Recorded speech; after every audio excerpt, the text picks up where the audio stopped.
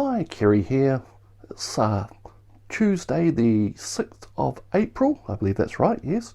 And I'm going to make a video here just to wrap up a couple of books that I've finished recently, and we'll see how that goes. I'm sitting here half expecting a van to turn up to start work on the fibre, but it's not happening. So hopefully they don't leave it to the last minute yet again, or then find another excuse not to go ahead. We'll see. Okay, so the first book I want to talk about is Fun Home by Alison Bechdel. Now this is a graphic novel memoir by Alison Bechdel, as I said. First of all, she takes a look at her father. He's a obsessive renovator, does up their house, everything has to be just so. And then we flash back to her days at college and her life. She's just found out what she wants to do in life and all about herself, and she gets the news that her father has been killed in an accident.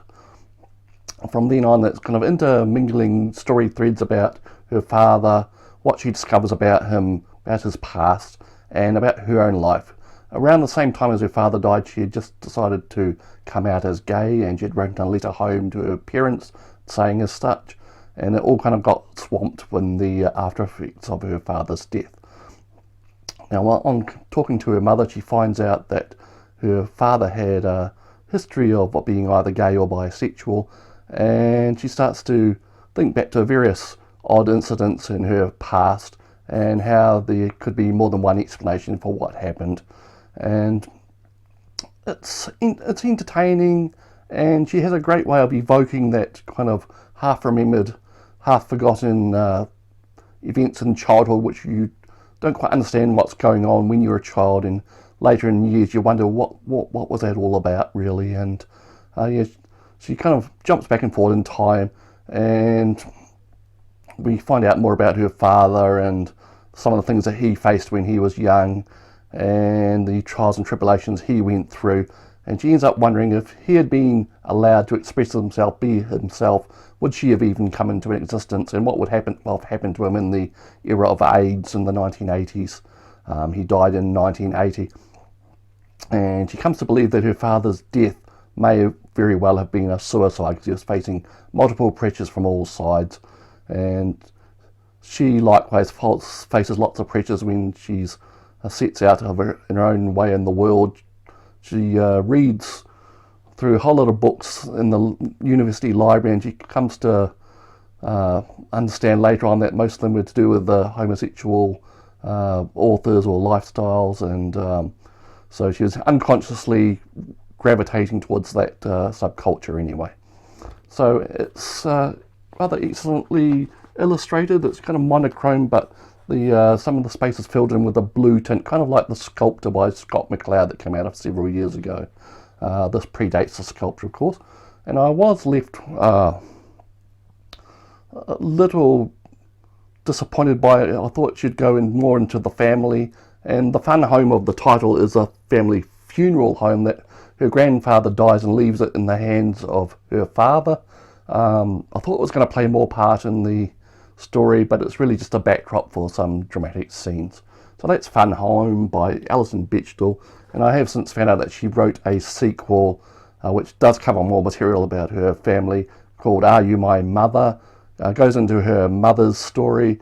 It's quite dramatic. Her mother kind of has a small role to play in this book, but we find out more about her as time goes on in the story, and leaves us wanting more. So that's Fun Home. And one I finished just last night is Pie Fidelity. Now, this is a totally different kettle of fish from Fun Home. This is a non-fiction book. Pete Brown's a bit of a foodie. He's made a little name for himself as an expert in beers and food like that. And in this book, he basically makes the case that traditional English food, British food, UK food, whatever you want to say, is got a bit of an inferiority complex, and it's self-inflicted, he thinks. That British people just don't think as much of their food as they do of overseas cuisine, and he wants to put that right. And as part of that effort, he makes up a list of, I think, 8 foods or meal types, which he believes are quintessentially English or UK, and should be celebrated. And he sets out to explore the histories and the current status of these food types. First of all, he goes to his hometown, a small village, which is well known for its pork pies. So he eats one of those and goes off in a dreamy revelry. And so the other foods that he goes through, let me see.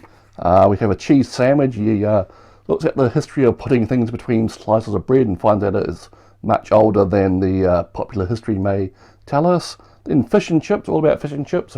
That's origin with immigrant foods, and there's an amusing aside about some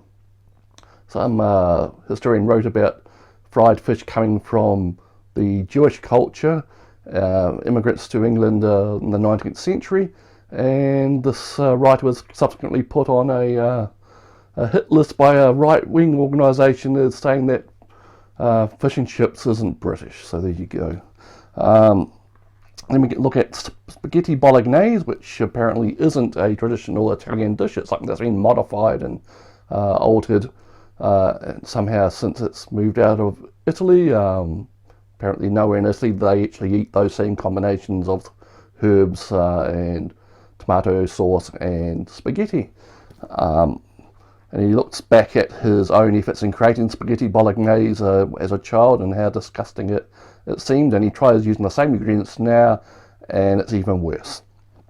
After they looked at the Devonshire cream tea, which is something held up as a great traditional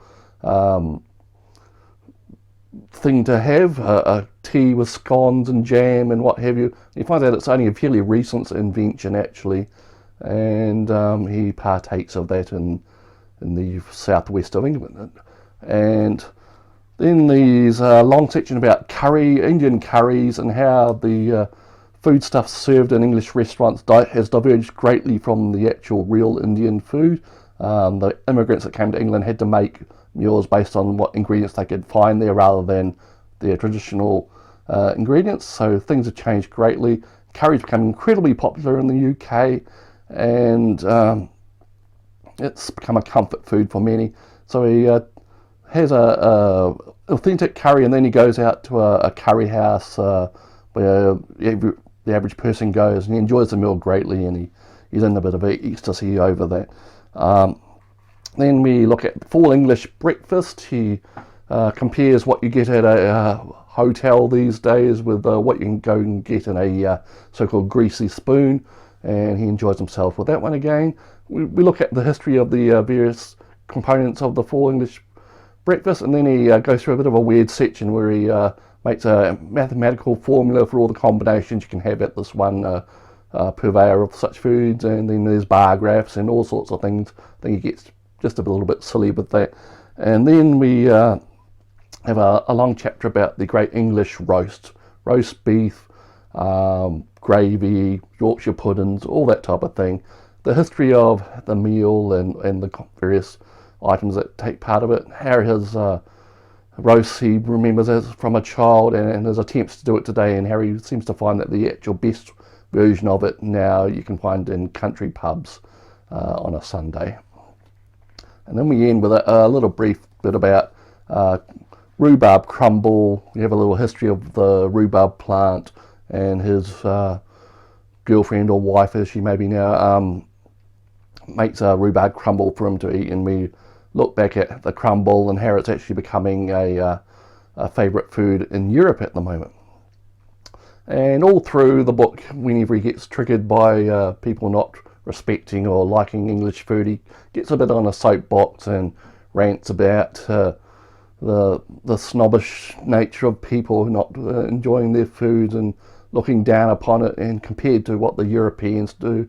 And he has a theory that English industrialisation in the 18th and 19th century kind of cut people off from their traditional foods, and England had to develop fast and nutritious and highly mechanised methods of food production, and combined that with the events of the First and Second World War, where foodstuffs were taken over by government boards, and things such as milk and cheese were controlled by the state until the rationing ended. That kind of cut off the traditional farmers from produce and the makers of cheese and milk and such from their traditional methods. And meanwhile, he reckons England went through all this while other countries stayed in a more pastoral state, and that's why they've developed a more touchy-feely relationship with their foods. So that is Pie Fidelity by Pete Brown. Entertaining enough. He's got a great sense of humour, and there's lots of quirky facts and figures, and the history's interesting. I just wish he would get off his soapbox once in a while and just let the facts and figures talk for themselves. So that's all of them. So currently not reading anything. I really should get back to some magazines on the old iPad. Other than that, we'll see you next time. If you like the video, subscribe, and we'll see you next time.